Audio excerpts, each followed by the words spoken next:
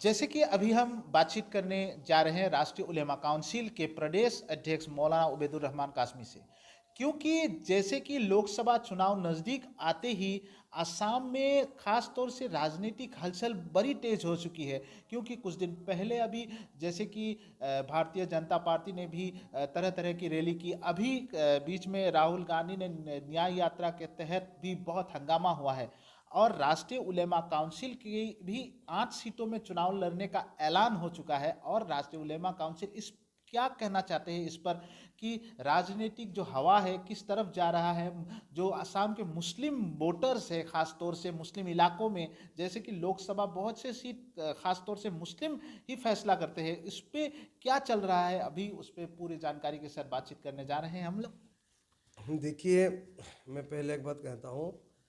जो अभी राहुल गांधी जी असम आए थे और न्याय यात्रा के लिए, तो उसमें जो हंगामा हुआ है, या तो बीजेपी वाले जो मीडिया में आ रहा है, बीजेपी वाले कुछ जगह उन लोगों को मतलब प्रोटेस्ट किया है, मारपीट भी किया गया। असल में देखिए, गणतांत्रिक तौर पर सबका अधिकार है, कोई प्रोटेस्ट या न्याय यात्रा हो, जो भी हो, एक गणतंत्र देश है। और ख़ास तौर पर देखिए, मैं राष्ट्रीय उलमा काउंसिल पहले बोल चुका था कि इस जो है आपका न्याय यात्रा में हम लोग शामिल नहीं रहेंगे, या तो हम लोग का सपोर्ट नहीं है, बस सपोर्ट नहीं है, नहीं है। लेकिन उसको जाके प्रोटेस्ट करना, मारपीट करना, ये ठीक नहीं है, क्योंकि वो लोग मेहमान हैं, बाहर से आए हैं। भारतीय जनता पार्टी के जो कार्यकर्ता ने हंगामा मचाया है, वो भी ठीक नहीं हुआ है मेरे ख्याल से, क्योंकि ये अधिकार है, सबका है, न्याय यात्रा करने आया है, करने देना चाहिए था। दूसरी बात यह है कि कांग्रेस ने न्याय यात्रा करके गए हैं। आज जो सुबह का जो खबर है, उनसे जो बड़े बड़े दो पार्टियां हैं, उन दो पार्टी ने कांग्रेस के साथ छोड़ने का जो ऐलान किया है, जैसे कि तृणमूल कांग्रेस है और क्या कहते हैं आम आदमी पार्टी, तो उन लोगों ने कांग्रेस के राहुल गांधी का साथ छोड़ने का वो लोग ऐलान कर दिया, तो ये इंडिया अलायंस में नहीं रहेगा।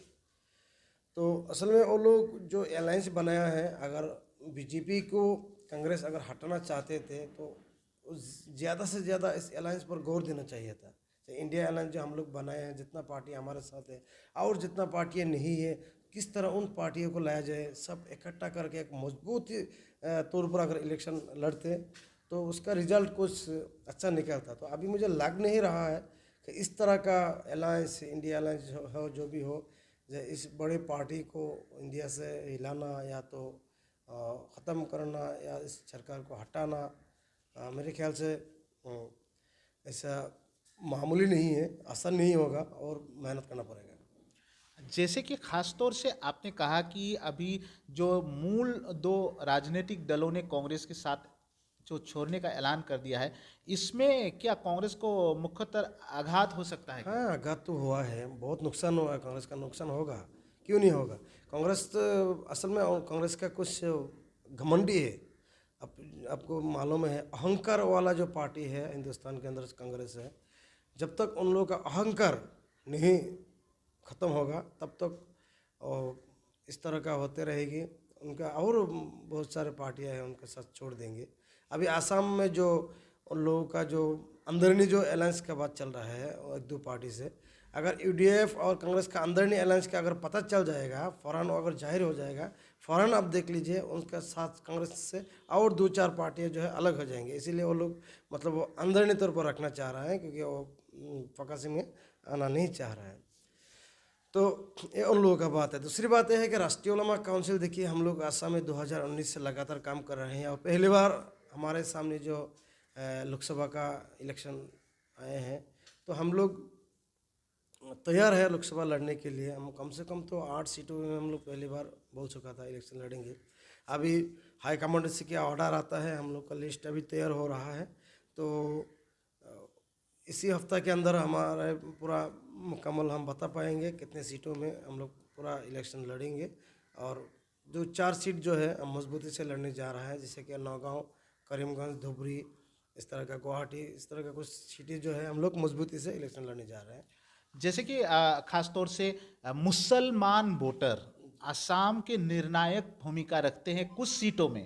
जैसे कि धुबरी लोकसभा सीट है, एक निर्णायक भूमिका मुस्लिम वोटर्स रखते हैं। नौगांव लोकसभा जो सीट है, और करीमगंज, आप लोग इन तीनों सीटों में चुनाव लड़ने जा रहे हैं। खास तौर से मुस्लिम इस बार राष्ट्रीय उलेमा काउंसिल के तरफ झुके हैं क्या?